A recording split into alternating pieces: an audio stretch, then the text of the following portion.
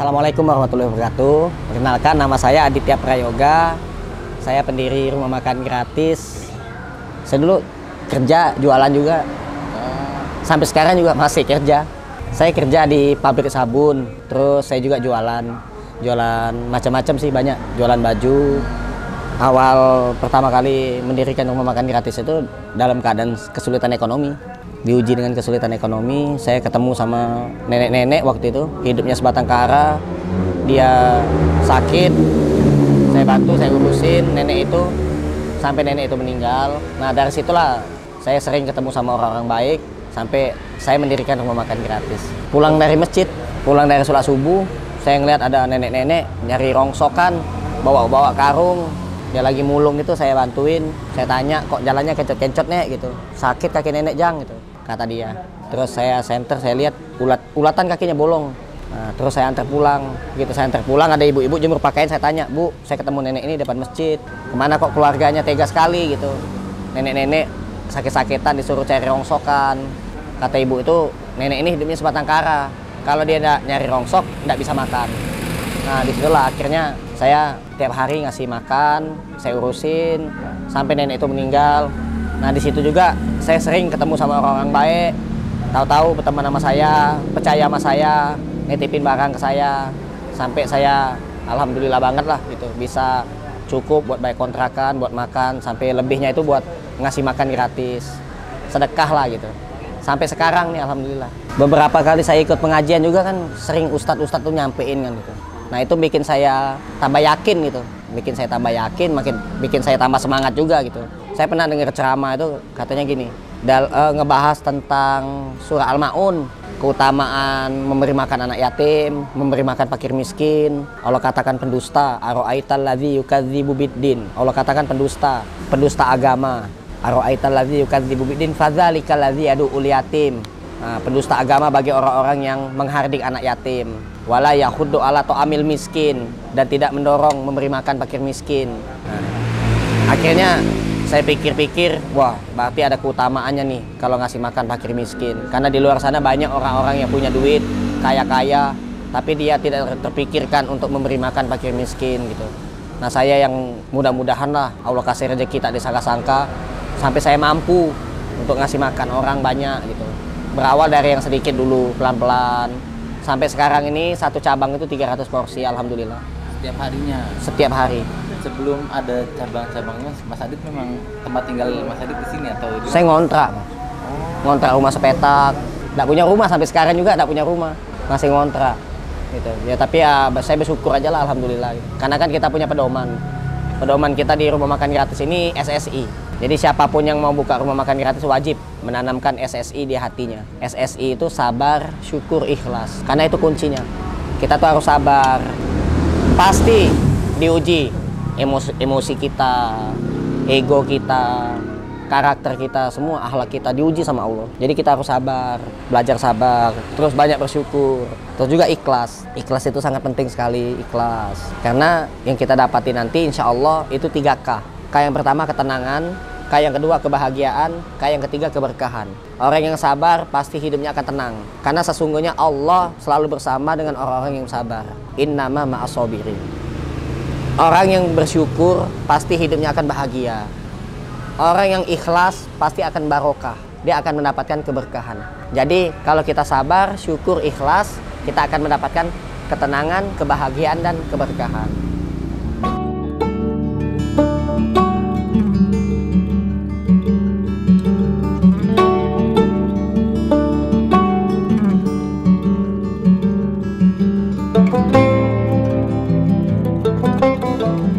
Rezeki juga sih.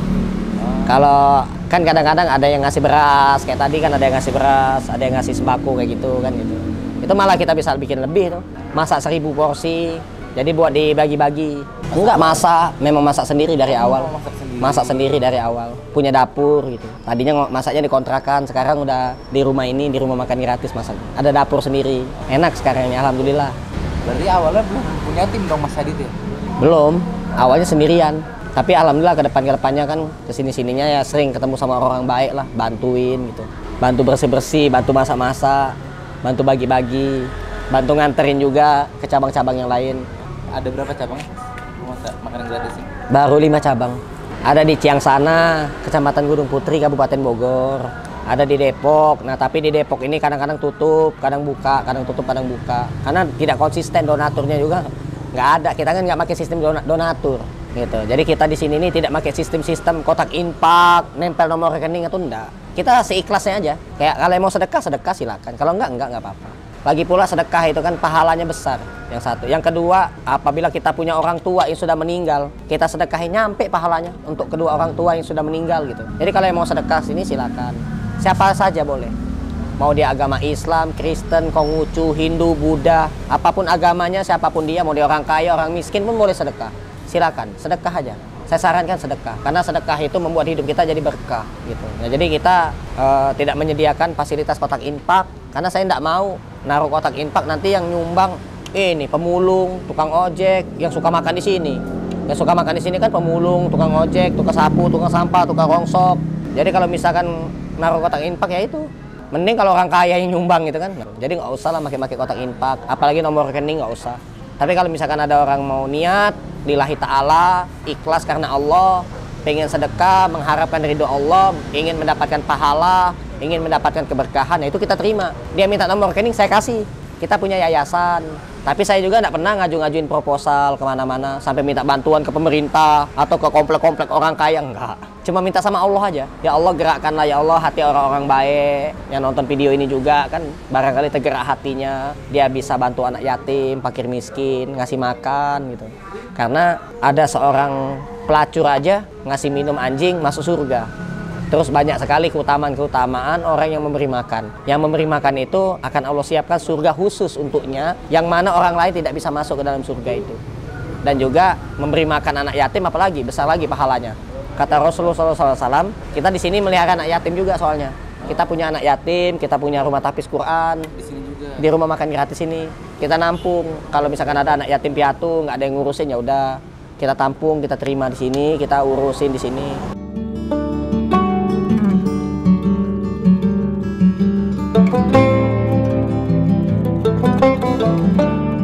Barang siapa yang memberi makan anak yatim, ngurusin anak yatim, cinta dan peduli terhadap anak-anak yatim, kata Rasulullah SAW, jarak itu sangat dekat. Sedekat apa? Bagaikan jari tengah sama jari telunjuk. Sangat dekat sekali. Dan yang menjemput kita nanti, di akhirat nanti, bukan kita nyamperin Rasulullah, tapi Rasulullah yang menyamperin kita, sallallahu alaihi wasallam. Disamperin oleh Rasulullah. Disamperin, ikut saya fulan. Wahai akhi, ikut saya. Ikut kemana? Ikut ke surga. Satu surga sama Rasulullah. Dijemput oleh Rasulullah. Keutamaannya, makanya itu yang harus kita yakini gitu. Kita harus cinta kepada anak yatim, peduli terhadap fakir miskin. Banyak loh orang-orang miskin, apalagi subuh-subuh aja udah banyak orang miskin bertebaran di pinggir jalan. Subuh-subuh jam 3 subuh, tukang sapu bawa minum dari rumah, bawa sarapan dari rumah. Orang-orang kaya yang rumahnya di pinggir jalan, nggak ada yang ngasih minum, nggak ada yang ngasih sarapan. Mereka nggak ngasih sarapan, mereka nggak ngasih minum. Ya udah kita aja yang gerakin. Bikin gerakan sedekah subuh, kita bikin gorengan, kita bikin nasi uduk, kita bikin susu, teh manis anget, teh tawar, bagiin ke tukang-tukang sapu, subuh-subuh gitu. Jadi ya lillahi ta'ala aja, kayak di Mekah aja, Masjidil Haram, Masjid Nabawi, itu nggak ada kotak infak. Tapi mereka besar masjidnya, mewah, megah gitu kan. Sama kayak di rumah makan gratis, semua makan gratis juga menunya ikan laut, ayam, udang. Karena kan ini rutin harian ya Mas, atau di 1 bulan itu benar-benar nggak ada yang ngutang, nggak punya duit ngutang di warung, di pasar, ngutang nanti kumpul, numpuk utangnya nih. Tahu-tahu ada rezeki nomplok datang, nggak disangka-sangka ada yang nyumbang 10 juta. Ya itu buat bayar utang. Alhamdulillah sekarang lunas, nggak ada utang. Pernah sempet punya utang 5 juta, ya tapi alhamdulillah kebayar. Alhamdulillah. Ada program apa aja sih Mas di rumah makan gratis ini? Kita ada keliling kampung. Kita keliling kampung, mengunjungi fakir miskin yang sedang sakit di daerah-daerah perkampungan, pelosok-pelosok. Nah, itu kita kunjungi. Kalau ada rezeki ala kadar ya kita kasih. Kalau nggak ada ya udah, kita doain aja. Kita juga berdoa kan, mudah-mudahan orang-orang kaya yang punya duit banyak, tergerak hatinya, Allah kasih hidayah buat dia. Dia yang tadinya tidak tergerak hati untuk bantu fakir miskin, anak yatim, dia tergerak. Hatinya tergerak, akhirnya apa? Dia sering nyumbang, dia bantu, dia sumbang. Yayasan yatim piatu, anak-anak yatim yang ada di rumah makan gratis ini juga kan dibantu nanti. Nah, kita doain aja. Jadi ada program keliling kampung sembako, rumah tafis. Sedekah sembako, bagi-bagi sembako kan ke fakir miskin. Kita kan tahu daerah-daerah yang mana di situ banyak fakir miskin yang betul-betul membutuhkan, sangat-sangat memprihatinkan kondisinya. Alhamdulillah saya nabung kemarin itu. Saya nabung selama 4 tahun, saya nabung, alhamdulillah terkumpul uang sampai saya bisa beli tanah seluas 400 meter. Tanah yang saya beli itu bukan buat saya bangun rumah, bukan buat saya bikin usaha, bukan. Tapi mau saya bangun masjid. Kenapa saya bangun masjid? Karena Rasulullah SAW itu pertama kali itu bangun masjid. Nabi Ibrahim pertama kali bangun masjid. Jadi masjid itu rumah Allah. Jadi rumah Allah kita bangun. Jadi kesempatan juga sih sebenarnya buat orang-orang yang punya duit ya. Biar menjadi wadah amal jariah. Itu kalau kita nyumbang buat bangun masjid, ya Allah, pahalanya nggak kebayang saya, besar sekali. Karena ngalir terus. Makanya saya bangun masjid itu juga buat ibadah. Jadi anak-anak yatim itu kan tinggalnya di rumah tapis Quran. Nah di samping rumah tapis Quran itu ada masjid yang lagi dibangun ini. Jadi buat ayah bunda bang kakak juga yang mau wakaf, ada wakaf air sumur, wakaf semen, wakaf pasir, wakaf batu, buat tempat wudhu, buat tempat sholat. Sumur juga itu, sumur aja kalau kita setiap hari ngambil wudhu kan dia dapat pahala. Jadi Allah itu nggak hitung-hitungan sih, nggak melihat sedikit atau banyaknya sih. Tapi tergantung dari keikhlasan kita, ketulusan hati kita. Kita membantu itu harus dengan tulus, ikhlas. Sahabat Nabi SAW itu sedekahnya cuma sebiji kurma. Tapi Rasulullah katakan pahala sedekah sebiji kurma itu lebih besar daripada orang yang bersedekah segunung Uhud. Dia sedekah miliaran, nggak ada pahalanya, sia-sia. Kita sedekah sebiji kurma, ikhlas, lillahi ta'ala, pahalanya besar. Lebih besar daripada gunung Uhud. Orang yang sedekah segunung Uhud emas, besar sekali pahalanya. Tapi untuk disombong-sombongkan, untuk ria, dia tidak mengharapkan pahala dari Allah. Akhirnya dia nggak dapat apa-apa, sia-sia. Jadi jangan dilihat nominal, tapi istiqomahnya itu.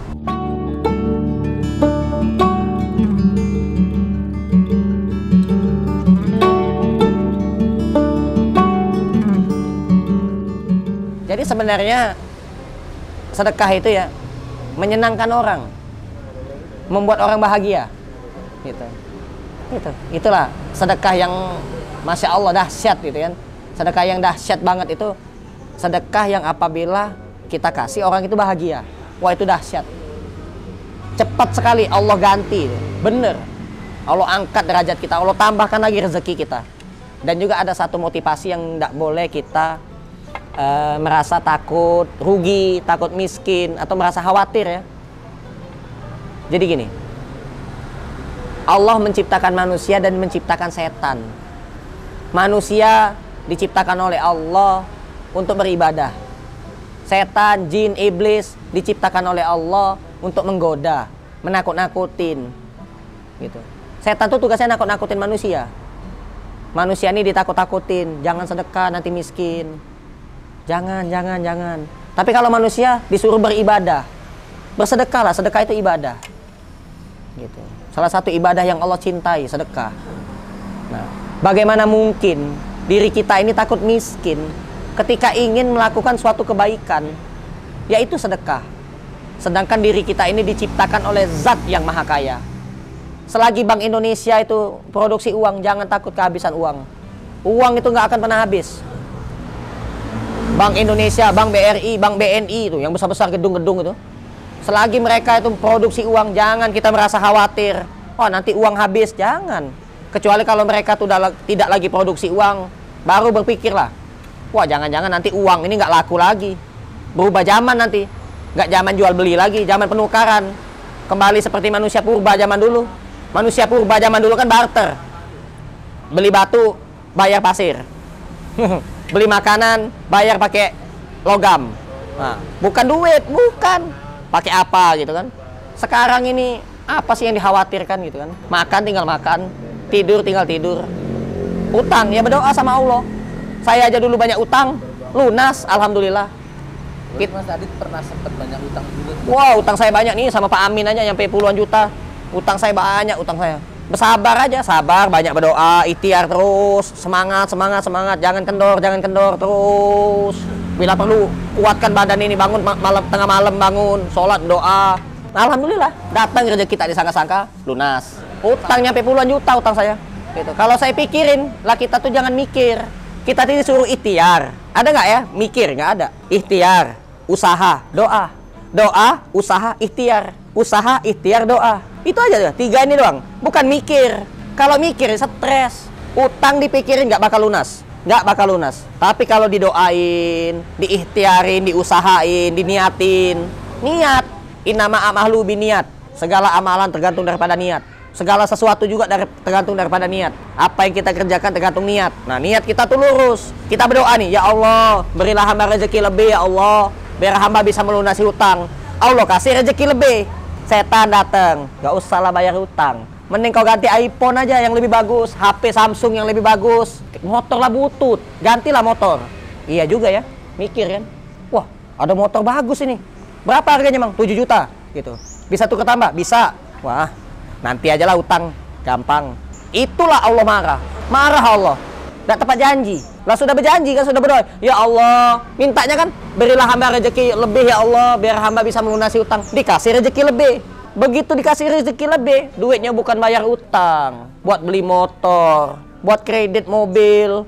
Mikir dia, wah kalau saya kredit mobil nanti bisa nge-Grab kan, bisa gokar, iya kan? Bisa usaha, ikhtiar lagi kan, baru bayar utang. Jangan banyak mikir. Nggak disuruh mikir oleh Allah. Nggak ada saya temukan dalil hadis mikir. Nggak. Tapi doa, usaha, ikhtiar. Usaha-usaha dulu, kerja keras dulu, baru kita sukses. Pengen cepat sukses, ngepet dia. Noyol, melihara toyol, nah cepet, cepet juga dia masuk neraka jahanam. Iya kan? Ada orang cepet kaya, cepet mati, hati-hati. Cepet sukses, cepet mati. Ngambil jalur cepet, jangan. Ikuti. Kebahagiaan itu ada dalam proses. Catat itu. Kita bisa meraih kebahagiaan apabila kita menjalani proses. Kesusahan itu kita nikmati aja. Di balik segala sesuatu itu ada hikmahnya. Kita ambil hikmahnya. Jatuh, bangun lagi, jatuh, bangkit lagi. Terus sampai sekarang, alhamdulillah sukses. Sumpama. Itu yang dicatat. Ada prosesnya itu, proses itu yang jadi kebahagiaan yang betul-betul bahagia. Jalani proses. Ada nggak orang nyatetnya, motivasinya pas dia kaya? Enggak. Pas prosesnya itu nah itu.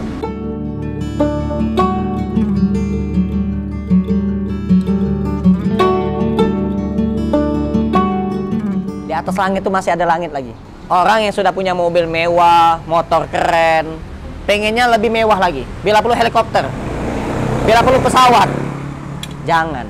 Kita syukuri aja. Bersyukur apa yang kita miliki, apa yang kita dapati, apa yang kita punya. Kita syukuri. Banyak orang yang, wah, jam tangan saya mereknya ini, dia mereknya lebih bagus lagi. Nah, begitu. Wah, motor saya butut. Lihatnya motornya NMAX, PCX, Harley, bila perlu dilihat. Jangan. Mata itu Allah ciptakan menolehnya ke depan. Di depan, naruhnya aja di depan. Dua-duanya di depan. Nggak ada yang di samping sini, apa di atas nih, di belakang. Nggak ada. Naruhnya di depan, ya kan? Majulah ke depan, pandanglah ke depan, lihatlah ke depan. Hanya sesekali saja melihat ke samping. Melihat ke samping. Dan melihat ke belakang. Jangan terus-terusan. Jangan terus-terusan ngelihat orang, lihatlah diri sendiri.